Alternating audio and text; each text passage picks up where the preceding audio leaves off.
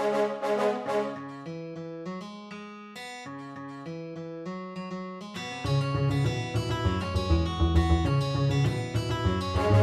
welcome to BJJ Mental Models, episode 58. I'm Steve Kwan. I'm Matt Kwan. BJJ Mental Models is your guide to a conceptual and intelligent jiu-jitsu approach, but not today. Today, it's history lesson time. Yeah. Today, this is going to be a fun one. We're going to talk about the Gracies, the first family of jiu-jitsu. Now, I know what you think. Matt and Steve, why are you always shitting on the Gracies?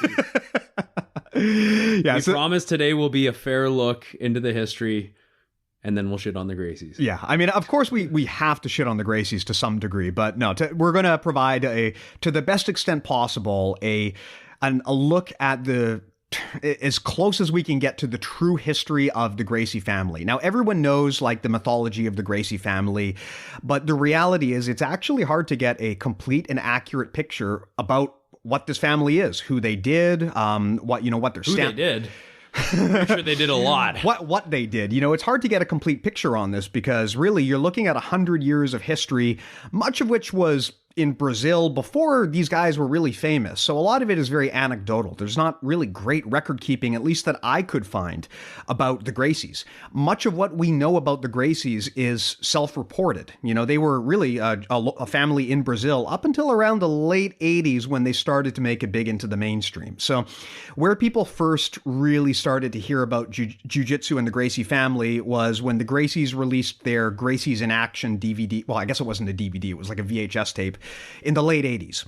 And then I think Rorion Gracie did an interview in Playboy around the same time. And then they released a volume 2. In a porno mag? Yeah. Well, actually, Playboy has really, really good journalism in it. I know this blew my mind to learn too, but apparently Playboy is like really well known for a lot of their journalism.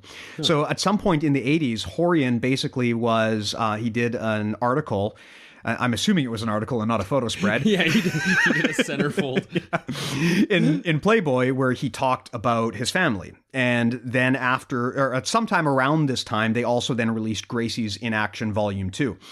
And of course, in the early 90s, UFC happened, the rest is history, and the world was kind of left scrambling to learn about this family. And most of what we learned about them came from that Playboy interview and those 2 volumes of Gracies in Action. So basically... Which also sounds like a porno. So how dare you? Fuck off. So basically, most of what we know about the Gracies is self-reported. And even within the Gracies' own story, it's not entirely consistent because there are so many branches of the family. And I think everyone knows that over time, these branches of the family have diverged a bit. You know, there's kind of the Helio camp and there's the Carlos camp. And of course, they generally tell the same story of their family history, but they don't totally agree on all of the points. And of course, there have been like copyright disputes and trademark disputes and just other general disputes between the family over the years. So I've done my best to research this and try to piece together what I believe is the most accurate story of what the Gracies really were like that I could put together. I can't promise this is 100% completely true and accurate, but this is kind of the best view that I could find on their whole history over the last 100 years from like the 4 Gracie brothers training with Mitsuyo Maeda up until now. So anyway, there's my disclaimer. This is as close as we can get to the truth, but by all means, if you are a Gracie scholar or just a Gracie lover and you hate us, please do chime in and correct us. Yeah. And I didn't do the studying that Steve did. I'll just be here making snarky comments. But Matt did bring a copy of Mastering Jiu-Jitsu, so he actually brought study material. So if you hear page flipping in the background, that is Matt desperately trying to cram and do his homework to add some value to this episode. That's right. Written by Renzo Gracie and John Danaher, whoever that guy is. Is he a Gracie? John Danaher? I don't know. In these pictures, though, he has a tremendous head of hair. John Danaher's like... his changing hairstyles over time are really, really amazing. Oh, do you hear that page turning, guys? That's the sound of research in action right there. You know, it's funny here. The book is called Mastering Jiu-Jitsu, but Jew is spelled J-U. And I think that refers to the traditional Japanese jiu-jitsu. Yeah, that's the traditional Japanese jiu-jitsu spelling of the word is J-U. But as it just over time, as it got translated from language to language, the way that it is commonly spelled in Brazil is J-Y-U and then a hyphen and then J-I-T-S-U. J-Y-U? Sorry, J-I-U. And that's just the way that it kind of got carried on. So J-I-U hyphen, with a hyphen, not a space, J-I-T-S-U is usually the way in North America, and I believe in Brazil that we spell it. So that's just kind of the way that it got changed over time. So the general story, I think everyone sort of knows the myth as it was sort of told, but let's kind of walk it through from the beginning and try to add some details along the way. If you were to create a tree of lineage regarding Brazilian Jiu-Jitsu, usually the person at the top of the tree is Mitsuyo Maeda. So Mitsuyo Maeda was a Japanese judoka who came to Brazil, kind of settled there, and became friends with a wealthy Brazilian named Gustavo Gracie, which is the father of kind of the first generation of the Gracie grapplers. Gustavo was a big fan of martial arts, so he got Maeda to train his 4 kids. His 4 kids, 2 of them were kind of lost to time. I mean, Oswaldo Gracie and George Gracie, they're not as famous as the other 2. The other 2 are Carlos Gracie Sr. and Helio Gracie. So the story as it is told is that these 4 brothers trained with Maeda. They learned basically his variant of judo, and then they adapted it into the version of jiu-jitsu that we have today. Now, depending on which wing of the family you're talking to, some will claim Helio was more involved or more instrumental, and some will claim he was less instrumental, but everyone understands that all of these guys were instrumental in it. Basically, the story as it is often told is that Helio was like the small, weak, sickly guy, and so he wasn't able to do a lot of these judo techniques, and so he effectively modified them to be more effective for his body type or for the average person. Now, but he wasn't that small and weak, was he? No. This is kind of part of where I think, I don't know if it was intentional or if it's just the telephone game over time. There is really no evidence that he was the small, sickly guy. Like, if you talk to the Gracies, they will say he was weak and he could only do 1 push-up and he couldn't even climb a flight of stairs without getting winded. Like, that's really impossible to prove. But what we do know is that his fighting weight class was about 130 pounds, so he was a small guy, at least in terms of body weight. But he was also like an athlete. I mean, he was like a champion level swimmer. So maybe in his youth he was super duper weak and sickly, but by the time he was an adult, absolutely not. I mean, calling Helio weak and sickly would be like calling you weak and sickly because you don't weigh 250 pounds, right? Like, he wasn't weak and sickly, at least in the manner that we know him in terms of jiu-jitsu. It's also hard to know exactly how much his contribution was to the art versus like Carlos, because people will disagree on this, but generally the agreement is that the Gracies took they took judo and they emphasized specific aspects of the ground fighting. Now, they didn't invent this stuff. Like, they didn't invent the guard. They didn't invent like the triangle choke or the arm bar, but they basically overweighted and overemphasized that area of the game because that is really, it's kind of more realistic in terms of a holistic fight, right? There's more to fighting than just throwing someone for ippon. So that was kind of the big breakthrough that they had. Now, the Gracies were an interesting clan. I mean, they've got like dozens and dozens and dozens and dozens of kids. They've got a ton of kids. And actually, the way they kind of operate as a family is a little bit weird. Like, from what I understand, they lived on like this big compound, and they were polygamists. They had multiple wives, which is part of the reason why they had. How dare you, Steve? It's true. Like, no, they just like they had a lot of kids. I mean, and they did have multiple wives. That's like well known.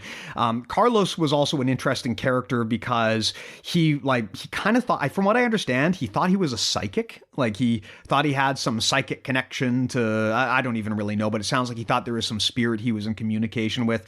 He also was the starter of the whole Gracie diet thing, right? Which to this day, Henner is still pushing. There is no scientific basis for the Gracie diet. Basically, it talks about like managing the acid levels in your body. It's just a theory that Carlos came up with without any, medical experience to do so. But that said, I mean, if you're eating healthy, it's not going to be bad for you. But anyway, that's where that whole thing started, was kind of with this initial wing of the family.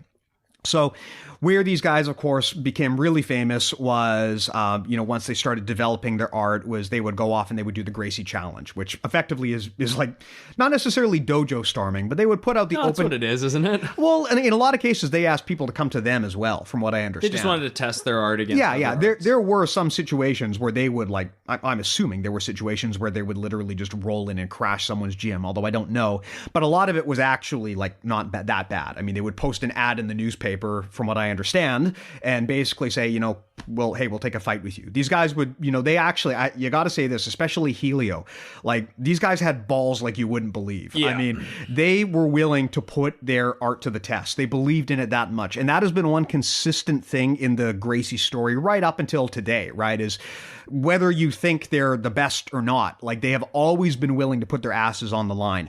So Helio was kind of one of the interesting guys because in terms of like competition record, what he has done is actually the most known. Now, Helio has claimed that he was like Jiu-Jitsu champion, but actually no such thing exists. I mean, that was a title he just gave himself. He just called himself Jiu-Jitsu champion one day.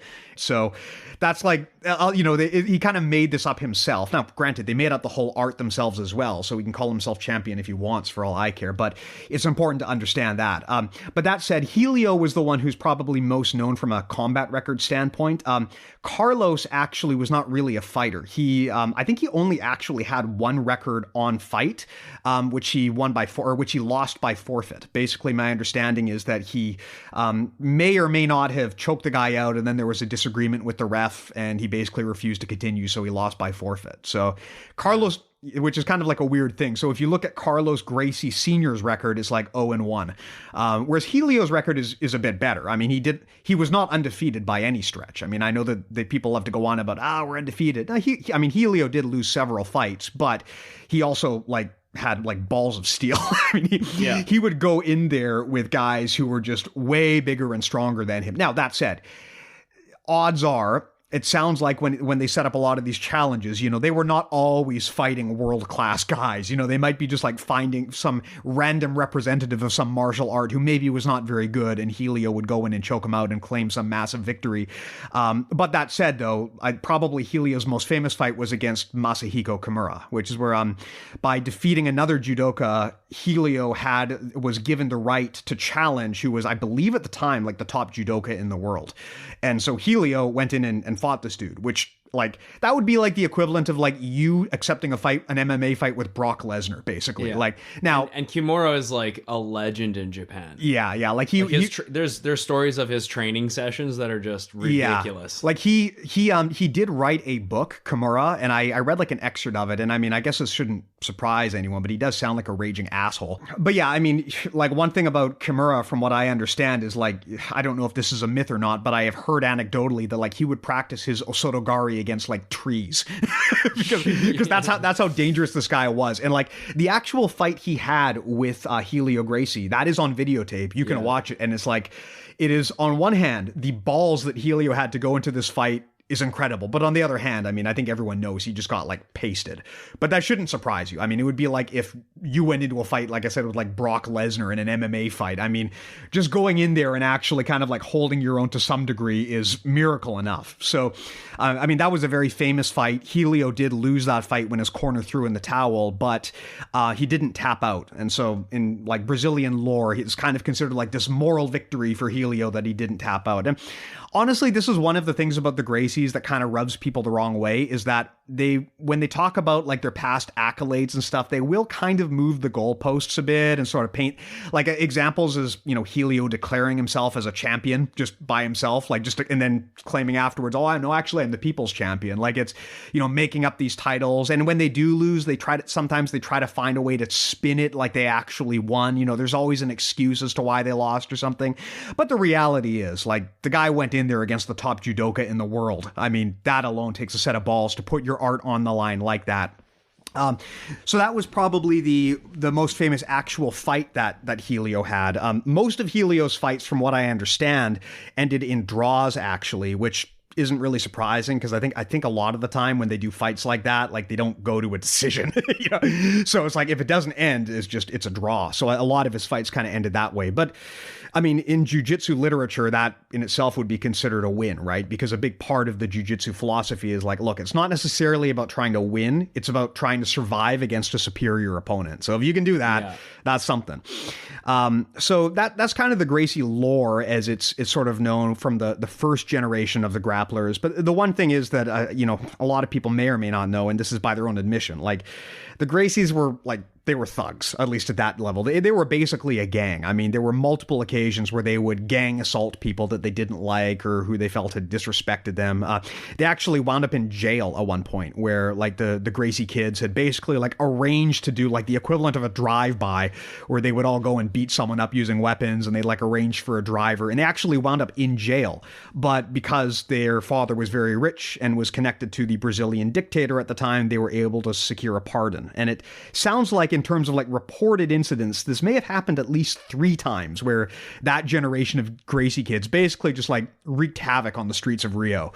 So they were not saints by any stretch. I mean, I guess that shouldn't surprise anyone, because any family who's going to like invent a martial art and then run around challenging people, like, you're probably not going to get choir boys, but they were not exactly saints. And I think that's something that is kind of lost when the Gracie lore is painted, is that like these guys were not all like the most moral and virtuous. And that is frankly one of the unfortunate things that persists even to this day. Like Renzo Gracie, for example, back in 2014 was also arrested for, I believe, a gang assault at like a nightclub. Didn't he just beat up 2 dudes on the way home and That was a separate thing. He beat up 2 dudes and like live tweeted the whole thing. Now that said, he claims it was self-defense and they were following home to mug him. I have no idea if that's true or not. I wouldn't be surprised, but there's something to be said about the kind of person who would like live tweet beating someone up. And I think honestly, like the thing is, a lot of these guys have gotten away with that kind of behavior for a long, long time. I mean, as of this recording, a few weeks ago, Helson Gracie was arrested for drug trafficking. Although, granted, it sounds like he just had like CBD oil and some pot on him. And in Brazil, that's a big no-no, but like to me, doesn't sound like the end of the world, but that's what it was. I'd love a CBD sponsor. Yeah. Who was it that assaulted Flavio Almeida? I don't remember. Half. It was a half. Yeah. At the Nogi World. Yeah. Punched him in the back of the head, I believe. No, he punched him square. He knocked his teeth out. Oh, was it from the front? I thought from the side, I think. Yeah. So my understanding was basically he like sucker punched him from behind. I might be wrong about that, but no, they were chatting, and then I think he like took a sucker punch at him, and I think it's because Flavio opened a school that was sort of on his turf or whatever. So clearly justifying like assaulting this guy from behind, which is kind of a common trend in the Gracies, is this will, and this is actually kind of a common trend amongst a lot of people with that kind of mentality, whereas they'll do something like this and then try to justify it as a pride thing or whatever. But anyway, there's videos on YouTube of Hickson when he was on Joe Rogan's show, and he's basically talking about like old fights and challenges and like, go surfing on the beach, and if someone is surfing near you, you'd kick their ass or whatever. I think fighting was like, and it was still today very common. It was a different time, right? And a different place. I mean, to us, this kind of behavior sounds unheard of, but when you're growing up on the streets of Rio, maybe that's different. Now, granted, these guys were like super privileged kids, so it's not like they were like street rats or something. I mean, they were very, very well off.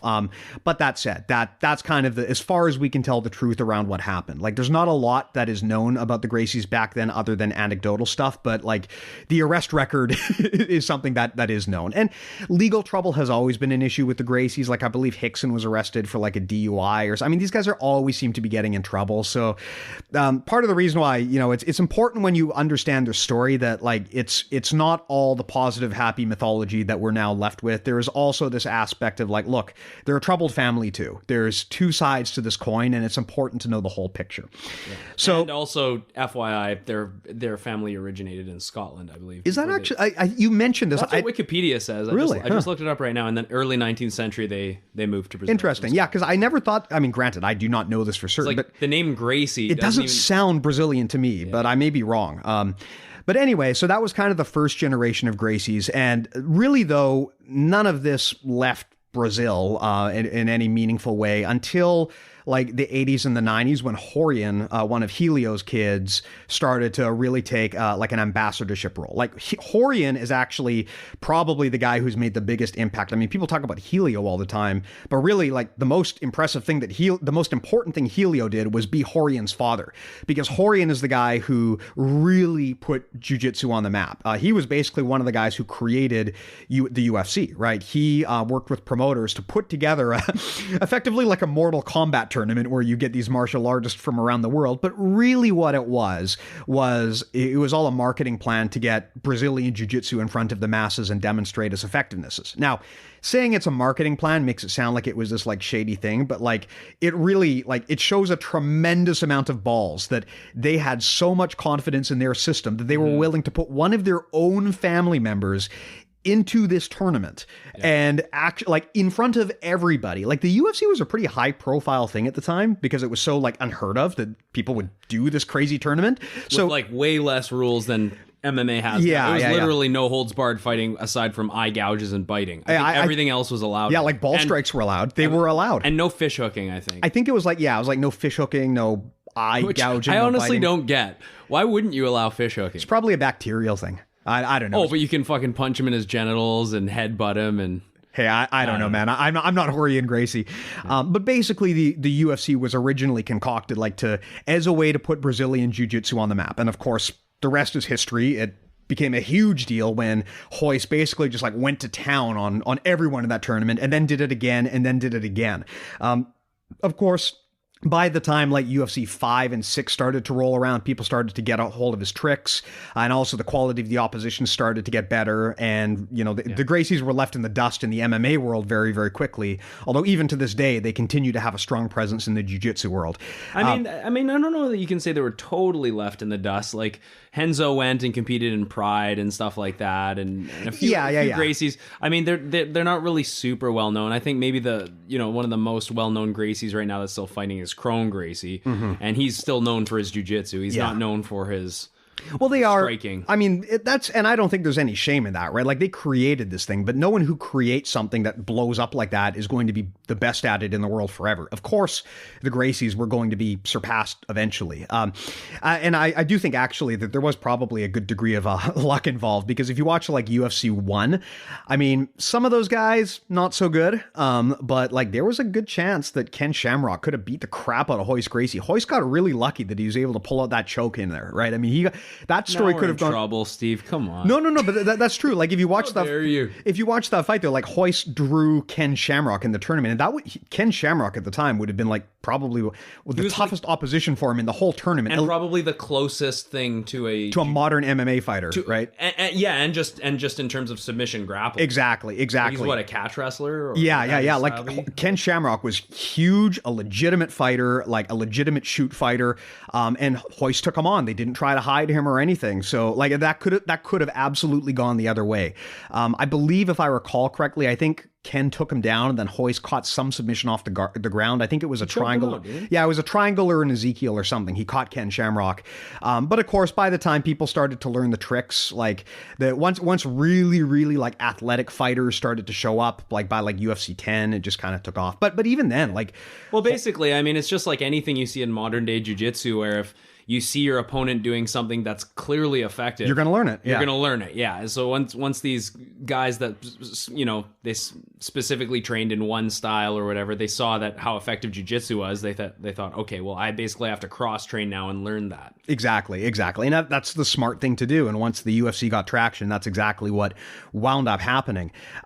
Now, the interesting thing, of course, is that Royce Gracie did come back like many, many, many years later to fight Matt Hughes, which was frankly insane. Like, I mean, it was insane. Yeah, I mean, Matt, now granted, I mean, I don't think Royce had a chance in hell in that fight, but the fact that he was actually, you know, payday or not, the fact that he was willing at that point in time to go back and still test himself against a guy who at the time was like maybe the greatest fighter in the world. Oh, for sure. I mean, that, like, you can say what you want about the Gracies, but one thing about that family is they will never like fail to back it up.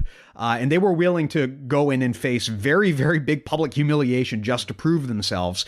And of course, you know, the rest is history. Matt obviously dominated him, which isn't surprising. Like, Matt was much younger, much more athletic, and a lot of time had passed. Let's be honest. Almost, I mean, I can't prove it, but like, we know what point of time this was, right? But Matt Hughes was at that time like he was like a tractor. Look at how he's built. Look at his background as a wrestler, and then you got Royce, who, you know, can get the fight to the ground, but by no means is like a wrestler or physically dominating. But he has excellent jiu-jitsu. The thing too about Hoist getting the fight to the ground is like, it's one thing when he's fighting like a Art Jimerson, a boxer with one glove on. It's another thing when he's fighting Matt Hughes, like a modern mixed martial artist with a wrestling background who's built like a tractor. Like that's a different level of like, can I get this to the ground? Exactly. But yeah, even after the UFC though, like Hoist and Henzo, to your point, they went to Japan and they didn't have a ton of success, but they did definitely compete there for quite a while. Even Hickson actually did compete in Japan as well. And in Pride, I think he only had one fight in Pride, and I think that was kind of around where he closed out his career. What was the promotion where he did that big tournament that's on that documentary? So there's a documentary called Choke, which is kind of which is so awesome. Yeah, it's a good documentary. It's about Hicks and Gracie. I'm not sure. It was some like fight tournament where he basically just like ran roughshod over everybody. Hickson is an interesting one because Hickson is another one of those guys where like I think the mythology kind of got a little bit away from him. Like Hickson claimed that his record was 400-0-0, which is patently absurd. There is no evidence of anything remotely approaching that. Hickson's MMA record is 11-0-0, which still is impressive, but like he's not the like god of grappling and of fighting that everyone thinks he is. I mean, he's great. He's amazing, but like a lot of where people think he's really great is like it's kind of the mythology around it, but still, like he's one of my favorite Gracies for sure. But you're definitely right about the mythology thing. Like his whole shtick right now is the invisible jiu-jitsu, right? It's been like that for a few years now, where he's basically trying to teach you the tricks and the mystique and the magic behind jiu-jitsu. When really, you know, at this stage, if we're trying to say that it's all about things that, you know, invisible, magical stuff, it kind of, it almost makes it so that the customer can't fully learn it. What we focus on, it makes it seem like it's beyond you. Yeah, and like what we focus on and what Rob focuses on is talking about things like mechanics, alignment, concepts, principles, breaking alignment, things like that, rather than being like, oh, these are the secret tricks and the things that you can't see and things like that. So it's kind of like that's where he kind of loses me, unfortunately. I think nowadays with the modern landscape becoming so conceptual in jiu-jitsu instruction, I think that he's losing a lot of people with that too. Yeah. And I mean, I know now I am no self-defense expert, but I know that people rag on the Hicks and Gracie self-defense series a lot and say things like, oh, if you teach this to people, you're going to get them killed because it's misinformation. I mean, I am not by any means like an expert in self-defense to the point where I can make a judgment call on the quality of their material, but I do feel like a lot of that stuff has kind of passed them by. You know, I feel like at this point in time, there's so much information out there that if you go to the Gracies strictly for the name value, I can understand why there's the appeal to do that, but they're not necessarily. Yeah, they're not necessarily. They're not the only people in town who know stuff anymore. Whereas it used to be like this was their bread and butter. But it's spread way beyond the point where only their family controls the stuff. Yeah. Like in modern jiu-jitsu competition now, you know, there's not a whole lot of representation from GB or the Gracie family in general. Like, I mean, the Danaher Death Squad, you know, is they're technically like under Henzo, right? They're Henzo, and they're the best team in no-gi grappling right now in the world. And then in the gi, you know, you have like there's a few guys from GB that are still like amazing, like Homolo, who's pretty much reaching the end of his competition career. You know, AJ and Edwin Najmi, like some really world-class grapplers. But when you go to these tournaments, you don't see a lot of representation from GB anymore. Whereas it's funny because they're such a huge school too, right? Oh, I know. And if you had gone maybe a decade or even 2 decades ago, you'd see tons of Gracie Baja, Carlos Gracie, you know, competitors at these tournaments. But now it's like, you know, it's mostly Atos, Art of Jiu-Jitsu, Alliance. So this segues into a conversation about the Gracies as they stand today. So, you know, if kind of the first generation was Gustavo Gracie and his kids like Helio and Carlos, and then sort of the second generation of Gracies were like Hoyce and Hickson and Horian. The modern generation is like, you know, like Henner, for example, and that crew. And they're very different they've basically been domesticated in comparison to their grandparents, right? Like they're completely different in terms of the type of business that they run. And it's interesting to see the evolution of the family and what they've kind of been left with now that the art they created has exploded so much, right? I mean, jiu-jitsu, when when his grandfather took it over, when Henner's grandfather took it over, jiu-jitsu was basically just like 4 kids in a room taking a version of judo and making some changes. And now it's so distinct that it is completely different. Well, not completely different, but it is viewed as a different martial art from its parent. And it's in a lot of ways it's viewed as like kind of like a more modern hybrid. So it's interesting how things have changed over time. Now, of course, a lot of the family history that is communicated is, as we've established here, it's not fully true. I mean, a lot of it is true. The Gracies always, put their money where their mouth is and actually put their art to the test. But a lot of it is also mythology. Like the Gracie diet thing is really, there's no science behind it. A lot of the fight records are embellished or falsified. And I don't even blame them, because you're talking about a story that's been passed down from generation to generation over 100 years. Like if you asked Matt and I to tell the story of our family history, I'm sure that half the stuff we say about our grandfather would be like incorrect or embellished, right? So I'm not even saying that it's malicious or it's intentional. It's just the side effect of the way that human beings tell stories. Mm-hmm. But the reality is the impact of this today now is that, there are a lot of very, very large, powerful Gracie schools. Gracie Baja being a big one, Gracie Academy being another. And so when you go to those schools, you're going to hear this mythology. And that's part of the reason why we want to have this episode, is so that you can take that with a grain of salt when you hear that story and understand that, these people were human beings. They did amazing things. They also did terrible things. It's not as cut and dry. And yeah, in terms of like where they are today, probably the biggest legacy other than the UFC is the schools they've created, right? Like Gracie Baja is a big one. They're everywhere. Gracie Academy, also quite widespread, but probably is mostly famous because of their exposure to Hollywood and some of their involvement with the UFC. A lot of these schools, they do have good people for sure. Like, it's not like these guys are bums or anything. They do have good people at all of these schools. But in the case of like Gracie Academy, a lot of what they're known for is like the products that they push and some of the celebrities that train with them. Nothing. The online academy. Yeah, the online academy, which honestly I think gets a bad rap. I mean, when Henner and his family put out the online academy, people crapped all over that thing. And I understand why, but I've heard Henner talk about it, and like he never has claimed, at least as far as I know, he's never claimed that this online academy is better than going to like an actual gym. He's always said, this is for the people who want to build their own Gracie garages, just like his grandparents did 30 years ago. This is not to replace the gym down the street. This is if there is no gym down the street. And I have to tell you from my personal experience, I have been to the middle of nowhere, and I have trained with a Gracie Academy crew of guys, and they were way better than they had any right to be. Like, I've trained with a guy who was a blue belt. He got his blue belt through the Gracie Academy, and he's really good. Mm-hmm. And now he's a purple, and he lives in Moncton, I think, on the East Coast.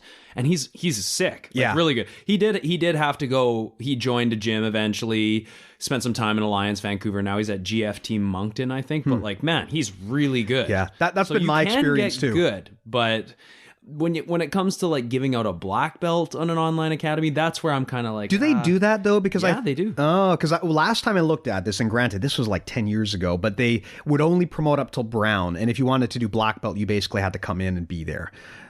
You have to go in, pay them, and be there, and then you get your black belt. Oh, so it's not like you don't have to like train there. Oh, so it's like you have to show up. Yeah, so yes. Okay. So, and that's where like even they start eating their own. Like I think Hickson started shitting on them, and he's like, Helio wouldn't have liked this. Well, that's one of the fascinating things about their family now. Is part of the reason it's so hard to get an accurate bead on what is true with the Gracies is because even amongst the sects of their family, they don't agree. There's all this infighting between them. Like one of the things that Henner did, which really pissed off his family, was he argued that, his family jiu-jitsu is the pure jiu-jitsu as Helio intended. And I remember Henzo just went bananas about that, which frankly is fair and reasonable, right? Henzo's like, I've been in a cage, motherfucker. Yeah. I've fought grown men. Wasn't it the case? I might be wrong about this, but I believe Jorge and Gracie actually trademarked Gracie jiu-jitsu, and that's why like not anyone else can use it, as I think they actually pissed me off too. I'm not sure about that, so please don't take that as the full truth, but I think he did that, like he trademarked it, and I think that might be why we call it Brazilian Jiu-Jitsu instead of Gracie Jiu-Jitsu, although again I could be totally wrong on this. Yeah. Yeah, so it's an interesting thing how what's kind of come of that family, because now they're mostly known as like ambassadors for these products that they pitch, right? They run several big gyms. They have many different types of products and online academies that they run, and a lot of people crap on that. And they basically say, like your instructor, for example, I know is not a big fan of the Gracies, and I'm actually honestly kind of on board with him. He thinks, Rob always says that like a lot of the practices are deceptive and stuff. I think that their heart is like in the right place. I think they want to make good product, but I think that they do rely on a lot of the mythology behind their family to pitch that product. Yeah. I remember, because I trained at Gracie Baja for 2 years, and I remember they, when you go there, you're basically paying for the privilege of going in, bowing to some mysterious magical figure whose picture is on the wall, and you have to pay to wear their uniforms. And in my personal experience, by the end of it, they were like demanding my loyalty and trying to tell me who I could and couldn't associate with off the mat, because I couldn't be talking to people who are enemies of the gym. And that was when I left. The red shield. Yeah. Well, yeah. And I mean, now that's right in their material, right? Is you've got to protect the red shield. And like that kind of stuff is incredibly dangerous, in my opinion. It's like Communist Manifest. Well, it is, right? Like you're forcing people to worship this mysterious figure. You're asking people to wear uniforms. You're demanding their loyalty. You're taking a tithe off of them, and you're trying to cut off their social ties. These are the hallmarks of a cult, and I know people don't want to hear that. And I'm sure that when the Gracies created Gracie Baja and the Gracie Academy, their intent was never to create a cult. Yeah. But when you get a big, powerful organization and you start employing these practices, those things can take root over time. Now, so I'm just saying, like, if you're going to willingly go into a school or a place where you choose, as a grown-up, you choose to bow to some mysterious figure and wear their uniform and pay a tithe, and you are okay with them demanding loyalty, and you are okay with being told you need to protect their brand, and if it gets to the point that it did with me, you are okay with being told that you can and cannot associate with certain people, which I was not okay with, and for me, that is why I left.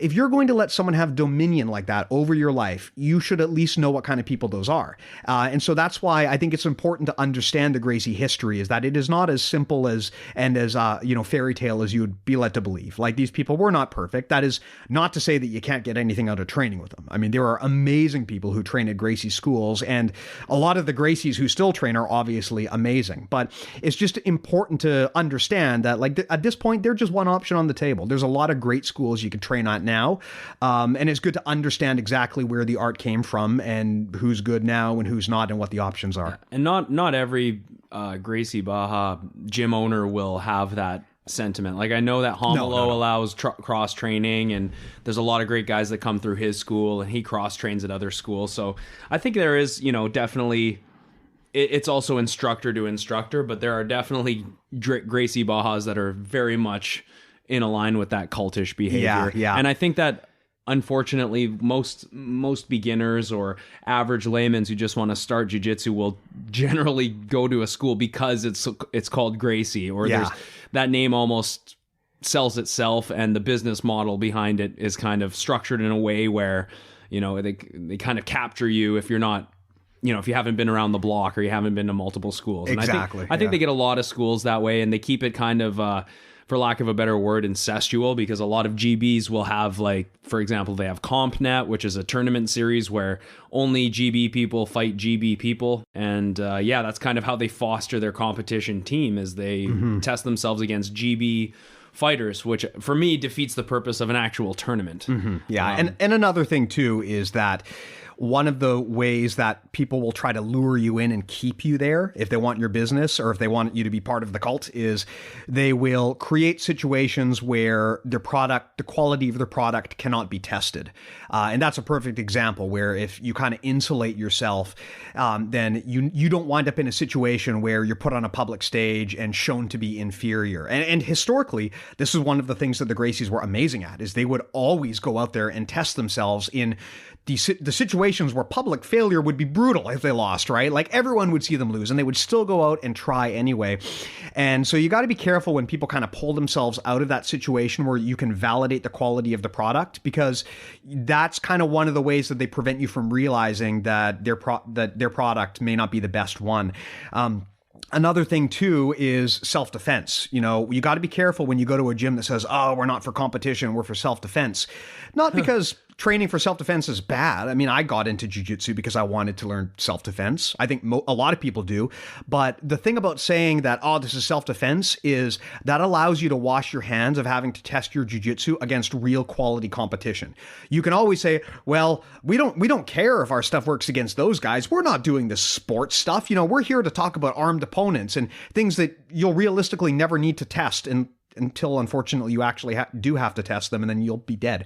So you can't really test them against live resistance. Yeah, so that is one of the why self-defense. I mean, there's nothing wrong with wanting to learn to defend yourself, but you have to be aware that when people try to sell you on a self-defense program, one of the issues with those programs is a lot of the techniques that they're teaching, they're inherently not fully testable. And if your self-defense guy goes up against a competition jiu-jitsu guy and the competition guy crushes him, a lot of the times the self-defense guy will say, oh, who cares? That's competition. That's a sport. We're training for the streets. Like, it's a way to hand wash away the need to prove the quality of your product. So something to bear in mind. And I mean, I've noticed, especially with Hicks and Gracie, they're going more towards that self-defense pattern. And that's something that I do kind of wonder about, is that some sort of way that you can escape accountability for whether your stuff stacks up anymore?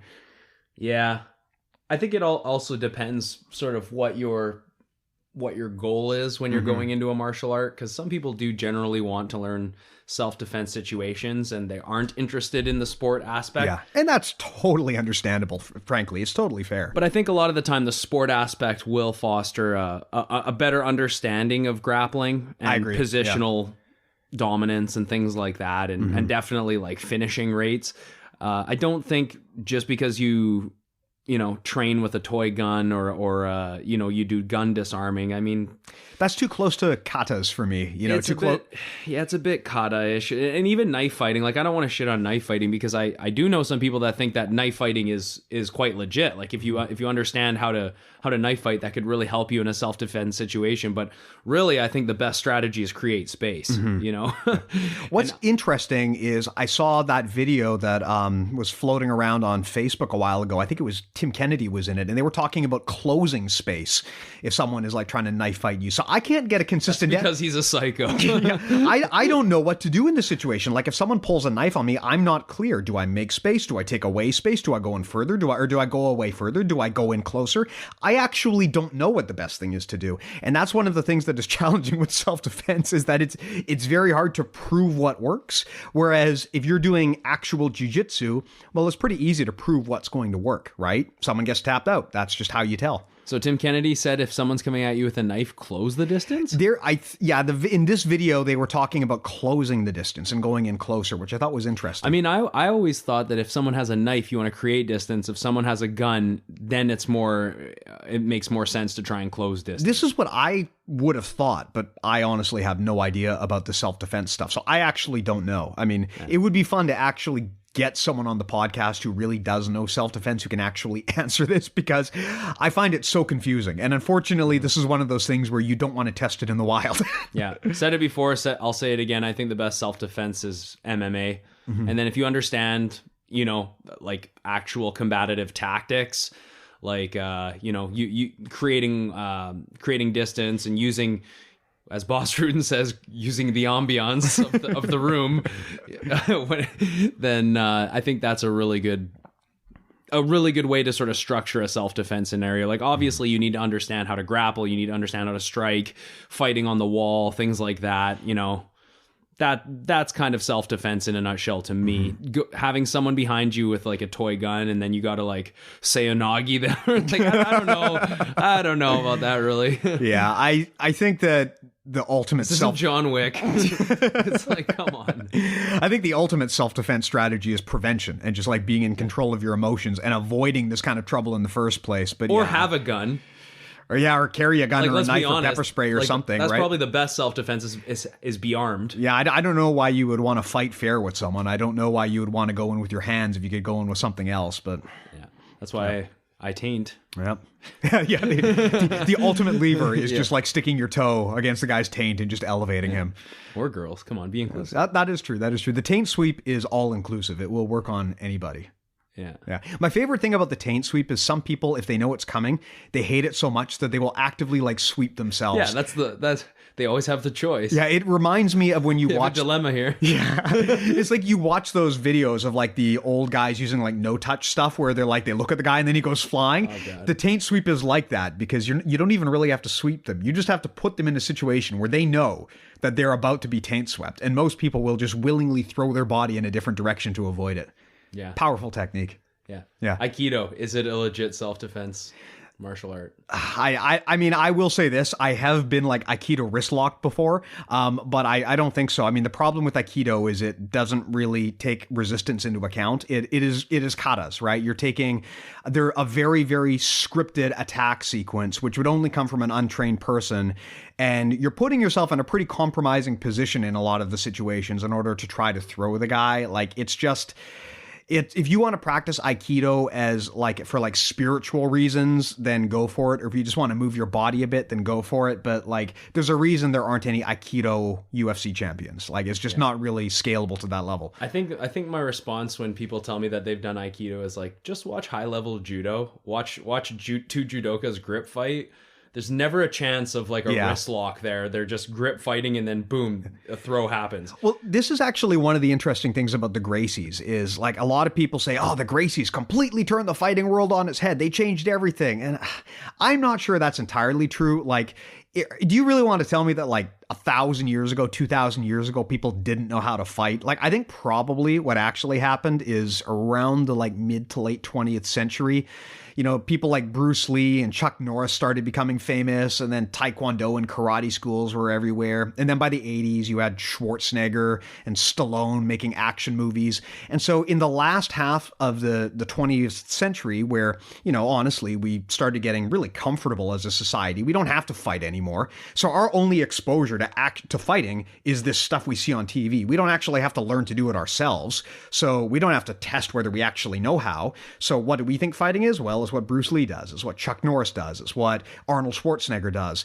And so I think we really just had a warped perception of what that was. So I don't think the Gracies and this is just me speculating, I don't think they actually rewrote fighting history from the last 2,000 years. I think probably they just corrected misconceptions from like 1960 onward that people had developed due to the movies and due to TV.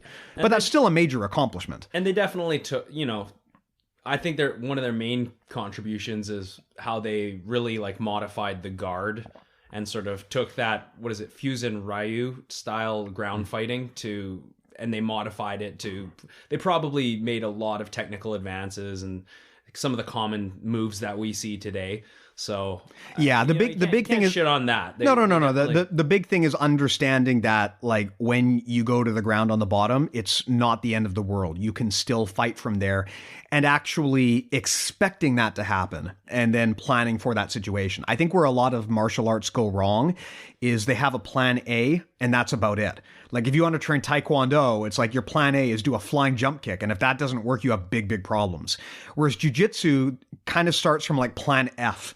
Like they teach you like, here's the worst case scenario and here is how to fight your way backwards out of that situation. So the fact that it is realistic in that matter is I think what differentiates it against a lot of other martial arts where they kind of assume that everything is going to go according to plan A. Yeah. And also just the idea of using the ground as a platform to fight as opposed to standing. Right? Yeah. Like being able to immobilize somebody once it hits the ground is kind of the main feature of jiu-jitsu. Exactly. Yeah. The idea of not just focusing on striking and not even just focusing on takedowns, but the concept of a sweep, like inverting the position where you're on the bottom, now you're on the top. That is something that I think is really unique to jiu-jitsu, right? Is the understanding that you can switch positions when you're the guy on the bottom or you can even finish the fight from being on the bottom and then really focusing on that as a strategy. Yeah. And you can be flat on your back and the fight's not over, right? Because in like wrestling and judo, you end up on your back, the fight's over. Yeah. Now we're actually I'm not going to say seeking that position, even though a lot of time in competition you are seeking that position, but you can actually attack and finish an opponent. Yeah, a lot of sport martial arts have artificial win conditions. Like in judo, if you throw someone for ippon, it's over. I mean, now granted, getting thrown for ippon sucks, but that doesn't mean you've necessarily given up the fight if it were a real situation. And yeah, in the case of like a lot of other martial arts, if it's like point-based or something, you can win a fight without actually really ending the fight. Whereas in jiu-jitsu, the goal is to actually end the fight, right? And that is, I think, part of the reason why it has succeeded over such a long period of time and to such a great extent is because it simulates like a situation where you really can take the fight to its logical conclusion. It takes into account all of the bad things that can happen, and the way to win is to actually win. Like, it's not some artificial win where you put someone's shoulders on the mat and you're done. You actually have to force the person to give up or put them unconscious or injure them to the point where they cannot continue. So I think in that situation, that's probably why it's proven to be so effective over time. Mm-hmm. Yeah. And then nowadays we just try and sweep and stall for 10 minutes. Exactly. Nowadays the goal is to sit down and then stand back up again before your opponent. Yeah. I was sparring with a big black belt the other day, and I did just that strategy. I pulled turtle, I swept him, I got up in his guard, and I just looked in his eyes and said, "That's 2 points. I'm winning." And then he just proceeded to maul me for like 5 minutes and just kick my ass. Wait, did you sweep from turtle? Yes. Then that's not a sweep. Was the way that I did it. How? You turn around. You started on your knees? You go under them, and then when you're underneath them, you turn back around. But were you on your knees or were you in a guard? I was in a guard. I started in turtle. When they closed the distance, I went under them, and then I switched to like X guard from the bottom. Oh, okay. Yeah. All right. Yeah. You actually do have a good turtle. Damn right. Okay. Anything else you want to talk about with the Gracies? No. If you are a Gracie and you want to add your 2 cents, you know what? Actually, we don't want you. Yeah. You're probably not listening anyways. Yeah. Anyway, that's What's the thumbnail going to look like for this episode? I don't know. I've already used I've already used the Hickson thumbnail where Henner's pulling a yellow plastic gun on him, so I have no idea. That one's great. I'll probably use a legit thumbnail like Hoist from UFC 1 or something. Anyway, hopefully this was helpful and educational. Really, the important thing to take out of it is to understand that, like, a lot of the stories that we get told are not completely true. Do some research, understand that there's 2 sides to every coin. There's good and the bad with everything, just like there is with the Gracies. So anyway, if you want to learn more about the mental models that we totally didn't discuss today, you can go to bjjmentalmodels.com. If you want to sign up for our mailing list, bjjmentalmodels.com/join. If you want to buy our merch, we've got patches and we've got shirts. You can go to bjjmentalmodels.com/store. And if you want to get in touch with us, you can either do it on our website or you can follow us on Facebook or on Instagram. And we would love to talk with you and help you out there. Well, Matt, I know you've got to run. You've got a class to teach tonight. I am absolutely not going to. It is my daughter's birthday, so I'm going to go and have some cake and probably drink. Nice. Yeah. 3 years old. Daughter started jiu-jitsu. It's exciting. That is exciting. Yeah. So cute when they put that gi on. They really, really are. It is adorably cute when like a little kid wears a gi. It's not so adorably cute when you're at class and you're trying to get them to focus and pay attention, though. So I think it's pretty obvious what we have to do. We have to get drunk, get our kids to fight, and put bets. Oh, absolutely. It's going to be like cockfighting, basically. Just get them to go at it, put them in their gis, and then we'll throw money into a pit. Yeah. Like we'll be in like a smoke-filled room. Hey, come up for your 2. Come up. All right, guys. Thanks a lot. Hope this was helpful. See you next week. Bye.